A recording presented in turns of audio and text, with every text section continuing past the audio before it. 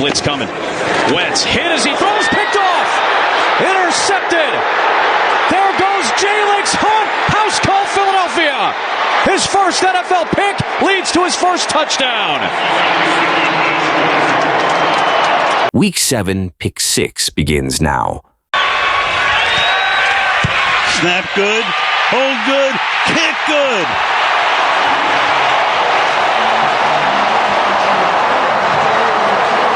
What a night. Still. Week 7 begins with a pivotal AFC North matchup. The battle of the oldies. 41-year-old Aaron Rodgers going against 40-year-old Joe Flacco, two guys who have been in a position to win a Super Bowl. Both are Super Bowl winners. Both are Super Bowl guys who have had their moments in the big game, and one representing Pittsburgh, of course, Aaron Rodgers' first year in Pittsburgh, and of course, Joe Flacco literally being traded there less than 2 weeks ago. And when this game happened, my first take on this was, okay, I could see Pittsburgh winning. But this divisional matchup thing really had me thinking, this is not going to be as smooth as it is. And I can even admit that I picked Pittsburgh. I picked Pittsburgh in my Survivor. I'm eliminated now. I'm done. And I don't regret it. But, you know, these division matchups are 50-50. And this was another example of it. The game started off with Pittsburgh going up 10-0. And then the rest just went down the toilet. It was just more momentum for Cincy. Cincy just played a smart game. And the defense for Pittsburgh just wasn't available tonight. They weren't available at all. And Cincy made the plays that they needed to make. As you could see in the highlights, there's highlight clips obviously all over social media and on YouTube. But Cincy did what they had to do. And the thing is, Joe Flacco and Aaron Rodgers threw a combined 7 touchdowns. They made the plays. Aaron Rodgers threw 2 picks. He was 23 for 34, 249, 4 touchdowns, 2 picks. And, Warren ran for 127. Fairmouth, the tight end. This was a tight end game. It was Fairmouth versus Fant versus Noah Fant. That's what it was. It wasn't Jamar Chase. Although Jamar Chase got his. This was about the 2 tight ends in this game. This was about the 2 tight ends. People say, Noah Fant only had 4 receptions for 44 yards, 1 touchdown. Let me tell you something. Those 2 guys were the guys that made those plays that changed field position. Jamar Chase, of course, is always going to be an impact player. That's 16 receptions, 161, had 1 touchdown. He went off. Higgins had his 6 receptions, 96 yards, 1 touchdown. Joe Flacco was 31 for 47, 342 yards, 3 touchdowns. Now, people say that's classic Flacco. It probably was. Flacco is going to have games like this. But will this be enough for Cincinnati to literally crawl back, keep things at bay until potentially Joe Burrow comes back? Potentially. So we'll see how this goes. But Flacco did his due diligence tonight, putting them to 3-4. Keeping them alive in the division. Pittsburgh falls to 4-2. Division game, folks. Division game. So we'll see how that goes. So next clip. Check out the next clip. And then I'll continue on with Pick 6. Yeah, definitely not happy, not proud of where I'm at with my play, with how I've gone about things this year. I know I got to be a lot better, and I've been better for the Miami Dolphins years past, but this isn't years past. This is this year, right? And just trying to maneuver everything and trying to build a collection of guys to kind of bring along with me, and I got to be able to kind of be able to multitask, if that makes sense. Be able to do that, and while doing that, kind of continue to get the whatever it was last year and the years prior for myself to get going again and get in that flow. Thank you. So that was Tua. Man, oh man, oh man, it doesn't get bad. It gets worse. It gets ugly. The Browns beat the Dolphins 31-6. And it's funny because that was a game I was looking at for a Survivor League to pick, and I was like itching to pick the Browns, but subsequently I picked the Steelers, and which got me eliminated this past week. But nevertheless, the Cleveland defense is something that has been very, very eye-opening to me all year long. The offense is a different story. But, of course, the Cleveland defense won this game. But this whole Miami situation has become a sideshow to the point where we, as football guys, like people who actually analyze the game from a reality perspective, not from a social media or a mark perspective. You know, a lot of people analyze games based on emotion, on the facts. The numbers don't lie. The Dolphins are not a good football team. They're not coached well. They're not disciplined well. And it has turned into a disaster. Cleveland came into this game wanting to win despite all this stuff that's going on. There's a lot of stuff going on with Cleveland, the whole Shador stuff, and just the whole aura of what's happened since the draft. But with Miami, it's just, I've been talking about Tua a lot on this show. And if you listen to my shows, my past podcasts, I've talked about this. For those of you that are new listeners, I just feel like he's not the guy for the job based on injuries, based on his whole body of work. He's not a bad human being. Very articulate, very, very soft-spoken, but very tough when he needs to be. Miami's not the place for him. He just needs something new. He needs a new scenery, new everything. It's one of those things where you look at this game, and I watched the third quarter just after he got benched, and I'm like, this game is a disaster.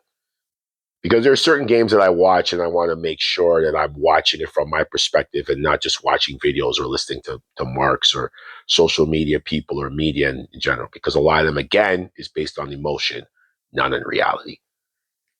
And Tua was just looking very, very uncomfortable in that pocket. And it just showed, like, from the beginning of the game, especially early in the first quarter. The game resulted in him throwing 3 interceptions. He only had 100 yards throwing, only threw 23 times. And I'm not even going to talk about anything else. I'll get to Dylan Gabriel in a second. But it's a disaster. Since 2022, he's had 2 interception games on 12 different occasions. 12 different occasions since 2022, he's had 2 interception games. And if I'm correct, he was the 2023 Comeback Player of the Year. But it's over for him. And I just feel like, and I'm not looking to say, oh, he's done, his career's over. In Miami, it is. And that whole team, it's a total overhaul. It is an absolute total overhaul needs to happen on that squad, not on that team. But so yeah, the Tua experiment, the whole Mike McDaniel experiment, unfortunately, is going to end. It's probably going to end. But the ownership and general managership, all that stuff in Miami is a disaster since the Brian Flores situation. So If you're a Miami fan, unfortunately, you should have no faith in your franchise because you have a lot of idiots running it. I'm not talking about McDaniel or two. I'm talking about the upstairs, from ownership right down to the GM. Panthers and Jets. Aaron Glenn can't find a way, and it's not going to get better. It's not going to get better if you look at their schedule. And the question is he even going to have his job in a few weeks? Because I'll tell you right now, if he goes 0-17, he's going to get fired. So he's going to have to find a way to do something. The Panthers won 13-6. Bryce Young, very, very simple. 15 for 25, 138, one touchdown. Was sacked once. Andy Dalton came in for a bit, was 4 for 7, 60 yards.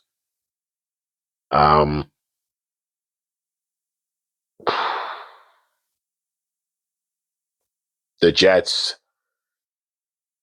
Justin Fields got benched, and then they brought in Tyrod Taylor, and he went 10 for 22, 126, and threw 2 picks.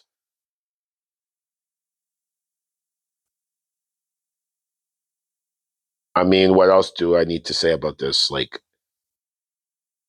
The Panthers are 4-3. They're gradually getting back to understanding what it takes to win football games and winning games that they're supposed to win. This was a game that Carolina was supposed to win. Now, people say anything goes in the NFL. Yes, it's true. But based on things that have been going on in the history of the game, you look at the records, you look at the roster, you look at how things are not in place, you would pick the Panthers to win this game. But funny enough, the Jets were the favorite in this game. I don't know how. But they were. Nevertheless, 13-6, the Panthers won. And Aaron Glenn, I don't know, Justin Fields, I think the Justin Fields experiment could be over, and I think him being a starter in the NFL could be over. I mean, how many chances can you get? Meanwhile, you see somebody like Joe Flacco, who's been an ageless wonder in this league. He has horrible games, atrocious games, but then he has a game like he just did against Pittsburgh. And Justin Fields has not had a game like that in his NFL career. So stay tuned, folks. We'll see how that goes. Next up, I want you to listen to this clip. The Giants, oh boy. When you find ways to lose, you find ways to lose. Unreal. He missed earlier. And he missed that one again. He's in for the injured Cram Gano, who is on IR. 2 missed extra points. It's a 2-point game. The Giants on top. The Broncos will have it out of timeouts. Well, the one he missed earlier, he pulled to the left. So this game between the Broncos and Giants finished 33-32. I watched the fourth quarter. I watched the comeback. This game was a tale of 2 different quarters. 2 different halves, sorry. The Broncos scored 33 points in the fourth. 33 points. For 3 quarters, they had no points. They had no points. At one point, I think it was 19-0. They had no points. And you look at a guy like Bo Nix, he's not Drew Brees. And a guy like Sean Payton, whose offense is predicated on high passing, a lot of screen passing, a lot of everything. He's pass heavy. Sean Payton historically has been known as a pass heavy coach. Just look at his history. Bo Nix is a very conventional quarterback who just doesn't make any mistakes. Let the defense do the rest. Let the running game hopefully do the rest. The Giants blew this game. Jackson Dart, 15 for 33, 283, 3 touchdowns, 1 pick. Sacked 4 times. And then, of course, Bo Nix, 27 for 50. Threw the ball 50 times. 279, 2 touchdowns, no picks. Sacked twice for a loss of 14. The 50 attempts, that's a classic Drew Brees.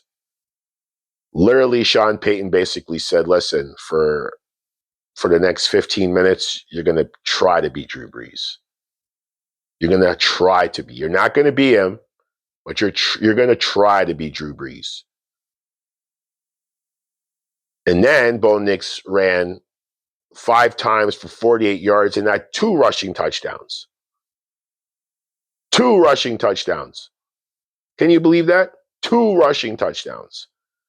So this game, and then of course I can't even pronounce this guy's name, Jude McTanamy. Jude McTanamy. He kicked the ball 4 times, 4 extra points. All he had to do is make all 4 extra points. He could not do that. He missed 2 of them, especially the last one, which made it 32-30. Giants run down the field and score a touchdown. Game is over. Unbelievable. Like, the Giants, those are the type of losses that you're like, and I still think Dable's going to get fired. I just don't think he's going to win. I just don't think he's going to make the playoffs. And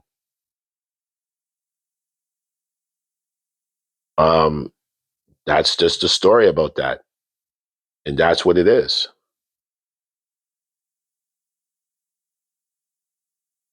No further comment on that. The Broncos win 33-32. And that's about it. I don't know what to say about the Giants. I mean, they're finding ways to lose. They're 2-5 overall, 0-4 on the road. The Broncos are 5-2, 3-0. Sean Payton is doing what he can do with what he's got at quarterback. I'm sorry, folks. Like, let's put it this way. Like I said, he told Bo Nix, you have to try to play like Drew Brees in this quarter. I mean, he's only 27 for 50, so, but regardless, they won the game, and that's the NFL for you. So next up, folks, here's another clip that I want you to listen to, and then I'm going to proceed further with this show. Just something that we had on our call sheet for a 3rd and long situation. I felt like that was the first one we were in the game, and he actually tried to come out on the play, which he came out a number of times in the game. We never sent him back once, except for that play. I looked at him and said, go back, as long as you're not hurt.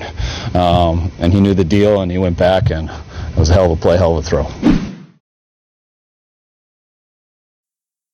That was, of course, Kyle Shanahan, and if you've listened to my show, you guys know how I feel about him.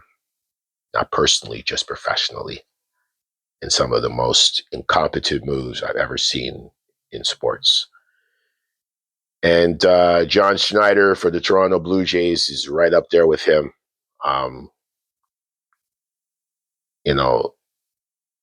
It's unbelievable when you see these coaches with these good teams and these good players make decisions constantly to lose.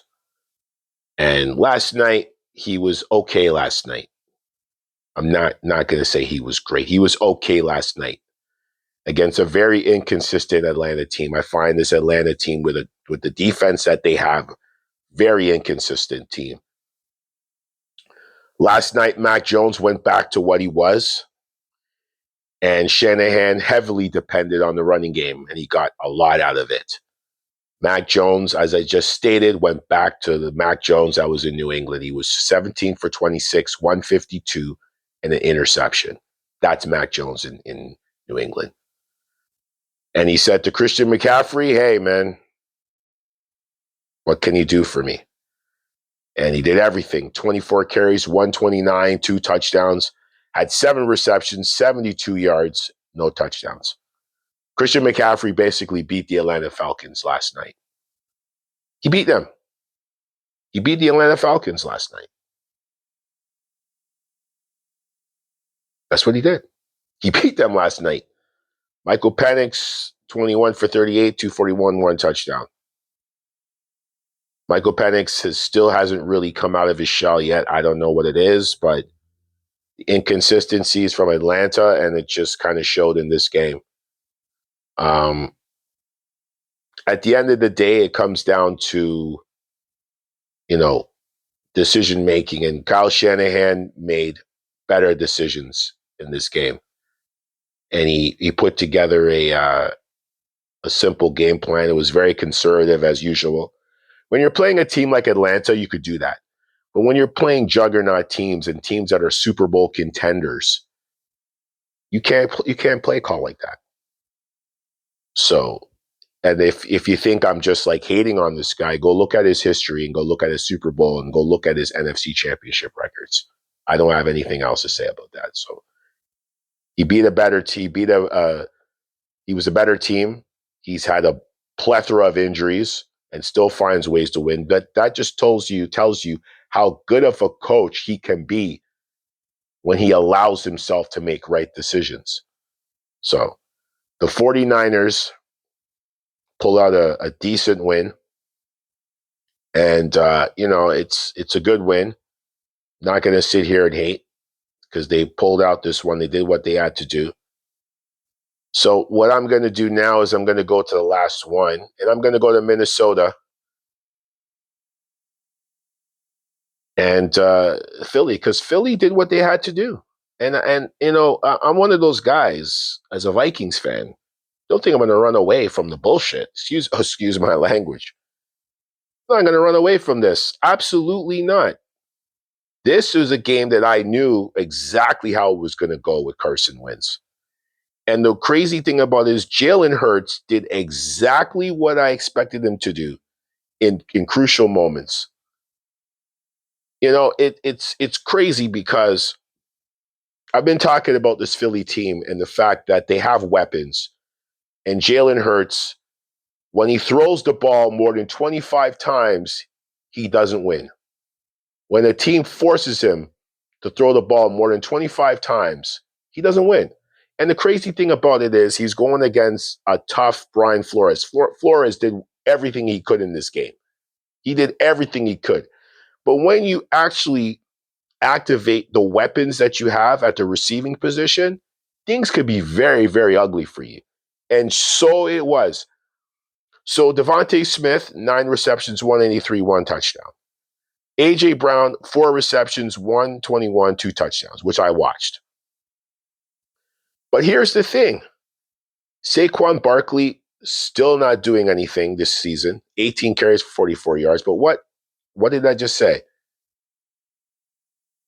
When Jalen Hurts is forced to throw the ball more than 25 times, it gets ugly sometimes. It does get ugly.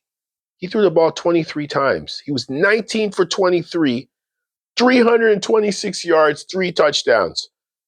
That is exactly what you want from him. He ran 4 times for -10, which means Flores was ready for him. Now, on the offensive side for Minnesota, of course, Carson Wentz was missing throws. I'm not going to talk about what's on the stat sheet. I'm going to talk about what the naked eye saw. Overthrowing Jefferson. Oh, he was horrible. He was horrible. Carson Wentz was terrible. He was 26 for 42, 313, and he threw 2 interceptions. Eagles won 28-22. I will say this right now, and I'll say it without any care in the world. If you're Kevin O'Connell, you have to sit down and really look at your quarterback position for the foreseeable future, because you have a good roster on the offensive side and the defensive side, and you have fantastic coaches. Are you going to let that go to waste with this quarterback situation you have? Right now, you don't have a good quarterback. JJ McCarthy is not the future. He's not going to win you a Super Bowl. When you get a quarterback, you have to look at that guy and say, there's a difference between saying, okay, he could win me games in the season and take me to the playoffs, and can this guy win me a Super Bowl? Can you look at JJ McCarthy and Carson Wentz right now and say, one of these two guys could take me to a Super Bowl? You got to ask yourself those questions. Are these guys can these guys take me to a Super Bowl? Can these two quarterbacks, either one of these guys, take me to a Super Bowl? That's all I'm saying. And right now, the answer is no. The stats don't lie.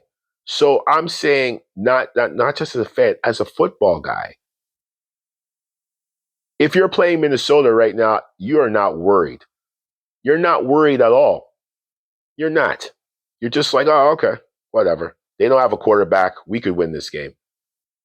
Like it's crazy right now. Like I don't know what Kevin O'Connell and what they were thinking when they drafted JJ McCarthy. I understand the business. Sam Darnold had to go. They were gonna spend a chunk load on him. It would have cost them a fortune. They would have had to lose some good key players. But my gosh, find somebody that's competent enough to complement the situation. You haven't found anybody.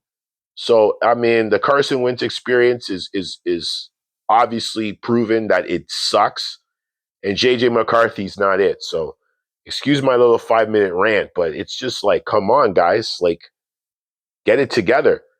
And I put this all on Kevin O'Connell. So figure it out. Anyways, the next game I'm going to do to finish this off, whether it's pick 6 or pick 7 this week, because I got to talk about this game because I've been talking about this guy. Remember I said you got to let Caleb Williams get through the emotions? He didn't play a good game. He threw a pick. He was 15 for 26, 172. They played a New Orleans team that has no hope. The games that you're supposed to win. Spencer Rattler was 20 for 32, 233, 2 touchdowns, 3 interceptions. The Saints and the Bears are 2 teams that are trying to figure it out. One team has the resources in the Bears and the receiving core, the running back. The other team in New Orleans does not have it. They don't have the quarterback in place. Alvin Kamara is being wasted. And Chris Olave is a guy that's being wasted. He's being absolutely wasted. He had 2 touchdowns, though, but he's being wasted. And at the end of the day, again, I'm going to say the same thing. You're looking at New Orleans. Can this guy even take me to the playoffs? Probably not. Minnesota, Minnesota, New Orleans, the Jets, Tennessee, maybe. I mean, Arizona. You guys got to start thinking about looking for a quarterback. And yes, I said Arizona. Yes, I said Minnesota. And yes, I just said, who else did I just say? Tennessee. Tennessee. Yes, they drafted my guy from Miami, but it's already ugly. You could see it. Like it's ugly. You see the things that, and let me get to that. Let me just get to that. Let me get to that. I'm not going to leave that alone. Let me get to that. With I'm not going to talk about the game, but I'm going to talk about Cam Ward. Cam Ward has the intangibles, but you see some of the habits that he's been portraying. And I've watched him in Miami. I'm a Hurricanes fan. You cannot display those habits in the NFL. These linebackers, defensive ends, and some of these safeties and corners will eat you alive. And that's what happened in this game. He was running for his life. And I'm telling you, like, if you're Tennessee, is he the guy? I mean, they've gone through a bunch of guys the last couple of years. And it's like, is he the guy? I think Cam Ward would be good somewhere like Miami. He would be good somewhere like New York. I just don't think Tennessee's the place for him. They're 1-6, and they're not going anywhere. And they'll be lucky if they win another game this year. So, this pick 6 has been epic. Pick 6 has been epic for a lot of reasons.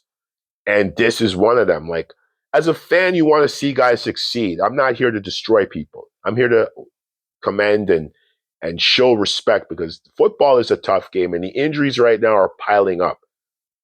But the offensive line also in Tennessee is a disaster, but that's a whole different conversation for another day. But folks, I'm going to wrap up the show. So wherever you are in the world right now, good morning, good day, good afternoon, good evening, good night. I'm out. Peace.